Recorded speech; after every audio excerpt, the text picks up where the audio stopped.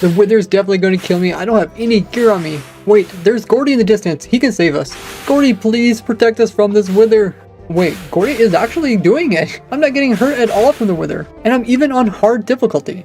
Hello there, Ray here, and a new wither hack was discovered, but now this can be done just with a single armor stand. Shadowry messaged me about this crazy discovery he made, where the wither skulls aren't able to damage armor stands when hit from above. So if you hide underneath of the armor stand, the wither skulls will hit the top of the armor stand, blow up onto the armor stand, but won't actually destroy it or do any damage to it, and since the skull never actually hits you, you are never dealt any damage. So you can hide in the safety of the armor stand and snipe the wither just above you. But once you hit the wither with the arrow, it's gonna get knocked about, which means it could shoot a skull kind of sideways and hit the side of the armor stand, which would actually kill it. So by having more armor stands around the player, it produces almost like a cloud of protection. And no matter where the skull will hit, it will always hit the top of the armor stand. From its safety, you can get the wither down to half health. Once half health, it's a little bit trickier, since the wither will no longer fly but come right down on the ground and shoot skulls right beside you. But as long as you keep some armor stands between you and it, you can continue to attack it from the ground and even kill it without taking any damage.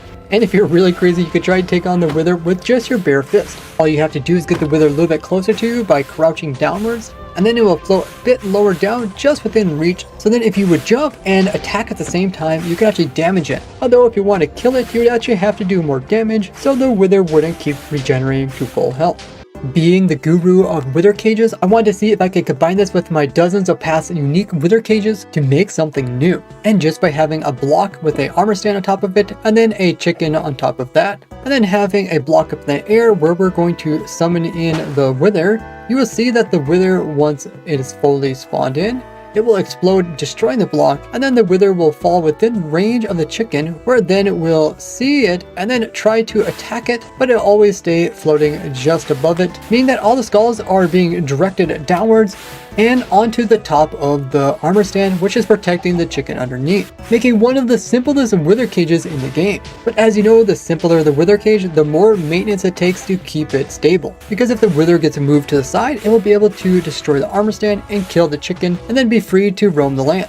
But we can make it a bit more stable by putting more armor stands around the mob in the middle.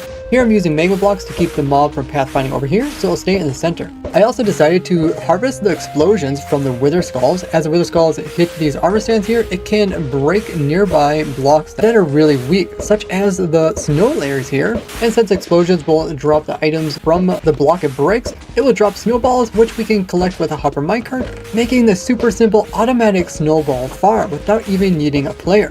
But since the golem is pushing the wither all about, we do need to make sure that we try to keep the farm in the center of a chunk. That way when you leave it and it gets unloaded, the wither won't happen to be in this chunk over here, and this one would happen to get loaded before that one, and the wither would just sink all the way down to the ground, because since that chunk is unloaded, it can't actually see the snow golem.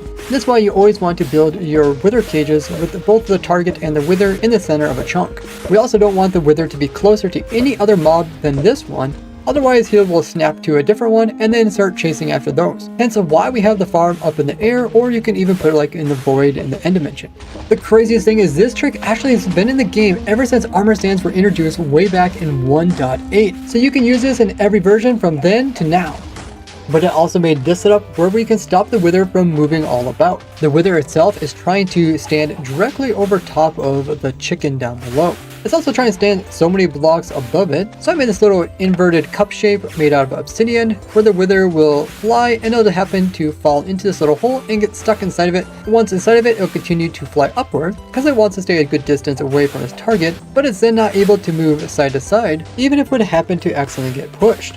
With a more stable wither cage, we can try to harness the actual explosions coming from the skulls to not only destroy weak things, but a bit stronger things like wood. Here I made just a very simple tree farm. So just with a sapling and bone meal, we can have trees grow and get pushed over with pistons, and then they can get pushed in front of the wither. Notice that the wither doesn't actually attack the player because it's focusing on the chicken. As long as you don't damage it, it won't come after you. Logs will then get pushed outwards. We don't want to actually block the wither's view, so we don't push them directly underneath. We push them to the side where the side heads are, and then they will just hit the logs. And these black wither skulls can destroy any type of blocks that have a lower blast resistance than furnaces. Did you like the video yet? So you can actually use the wither to harvest your trees without having to use TNT dupers or TNT dispensers or even things like ghast. So besides just wood, other things like ores can get destroyed, concrete, skulk stuff. But when it comes to weaker things, like instant break things, it's easier to use just water or pistons, or like endermen in like a dirt farm, rather than using a wither, which is a lot more difficult to contain. We also can't use the wither on things that need to be silk touch, like ice. I have my simple cobblestone generator right over here, and you'll see that the skulls can't actually break these blocks. But if we wanted the wither to break these, we would have to use its block breaking ability. Which brings us to a wither that we can actually damage, and it won't be able to break its way out of its cage. We're also using the armor stands here because the tops of the armor stands are invulnerable, so these skulls that are kind of going sideways but also slightly downwards trying to hit this chicken here are colliding with the tops of them, and it is causing the skulls to blow up but not damaging the armor stand. If I put the armor stand a bit higher, you can see it actually can get destroyed by the skulls. You can see this can actually be done for all 3 heads, as each of them do summon skulls. We're stopping the wither from going upwards just by putting a block above it. We're holding the wither upwards by using a wall, which not only has a block at this height, but also has half its collision in the next block up. So it's not even able to move up and down. So even if it would happen to lose its target over here, it's not going to slump downwards and change where it's shooting its skulls at. Subscribe to become smarter.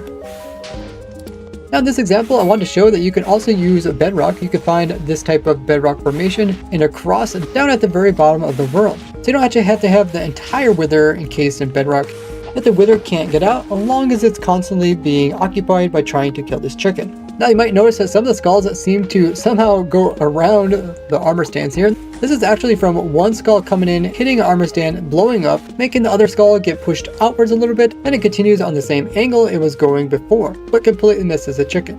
But this redirecting of the second wither skull is deadly with the wither above the armor stand if you only have a single one, as it can redirect it around and hit the side of the armor stand, killing it. If you ever come across something strange, be sure to message me and you could be in my next video. But in order to use the wither's block breaking ability, we need to actually damage the wither. So I got a snow golem here, which once in a while will actually hit the wither, and even though it doesn't actually do any damage to it, it will make it mad, and then the wither will break blocks in a 3x3 4 blocks tall area. So if we would push in some stone in here, then the wither would destroy it, or even if we had obsidian, anything that's inside this area will get destroyed except for some things like bedrock. And that way we don't have to depend on the wither skulls themselves, which are too weak to actually destroy these blocks. And because its block breaking ability can only be 4 blocks, but the wither being 3.5 blocks tall, even if it sits between 5 different blocks, when it actually breaks stuff, it can only break 4 of them. It'll break the bottom one rather than breaking the blocks up here, which are technically at the same height as it. So as long as there's less than half a block worth of the wither up here, it won't be able to destroy in these blocks. So like something like a sideways grindstone works, even like a sideways chain works, but we can also stop the wither skulls from getting close to our target by blocking either side heads just by putting in some stone.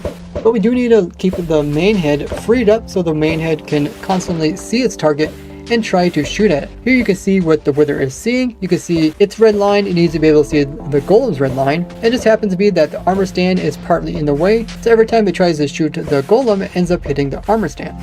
This also means when the golem tries to shoot the wither, it will often hit the armor stand in between. Luckily the golem isn't a precise shooter and will sometimes vary, meaning that it will once in a while hit the wither. Like in the other wither cage, we have it so that the wither is contained so that we can damage it and it will break blocks, yet it won't be able to break out of its own cage. We're holding it up by using a fence down here, and we're preventing the wither from actually going forward as part of the head is clipped into the very top of this block here. So it's trying to go towards its target and it's trying to go above it. So it's going upwards. It can't go upwards because there is a lantern in here, and it's trying to go forward and it can't do that because it's clipping against this. Because of this cage is only stable if this mob stays alive, because once it dies, then the wither can fall downwards and can actually just walk right out of the cage. But if a wither can directly see its target with its main head, that means very rarely it will shoot out a blue wither skull. These blue wither skulls then can hit upon different surfaces, such as our armor stand. It won't actually destroy the armor stand, but anything nearby that normally couldn't be broken by the black skulls can be broken by the blue skulls. This even includes cobblestone and obsidian. This is something important to remember when designing wither cages. Now you could use these blue skulls to break blocks like obsidian and stone, but they just occur so very rarely, it's not as useful.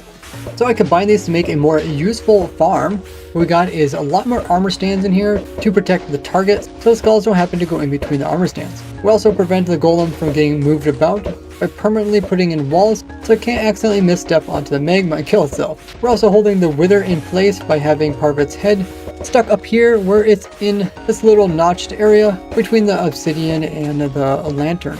By having it vertical like this, the golem is a lot more consistent at hitting the wither because it doesn't have to worry about actually hitting the armor stands since it's directly inside of it, and its snowball can't actually hit stuff that is really close to it. So we could damage the wither every time, and because it's constantly being damaged, it's mad and it will destroy blocks around it. So you could have like your lava being converted into obsidian, getting automatically destroyed, or you could be pushing in other blocks from the side and it would just drop them as item form.